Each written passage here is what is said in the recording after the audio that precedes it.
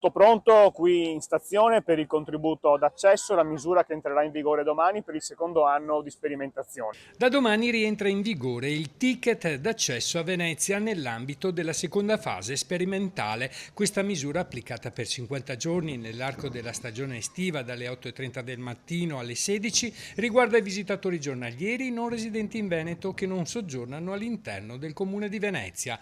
I principali punti di accesso, stazione di Santa Lucia, Piazzale Roma, saranno oggetto di verifiche, mentre sono previsti controlli anche in altre aree, con sanzioni che vanno da 25 a 150 euro più 10 euro del contributo stesso in caso di inadempienza. Questo sistema esclude dall'area a pagamento le isole della laguna come Murano, Burano e il Lido. È una macchina organizzativa complessa sicuramente, che vede un centinaio di persone coinvolte, dagli steward ai controllori alla polizia locale nei punti di accesso della città. Il sistema prevede che chi non prenota in anticipo paghi di più. Se la prenotazione viene effettuata entro il terzo giorno precedente l'arrivo, il contributo sale a 10 euro, mentre prenotando entro il quartultimo giorno si paga solo 5 euro. Le categorie esenti comprendono residenti, lavoratori, studenti e altre figure riconosciute, mentre l'obbligo di registrazione nel portale è eliminato per gli studenti delle istituzioni veneziane e per i residenti in Veneto, che dovranno solo esibire un documento d'identità in caso di controllo.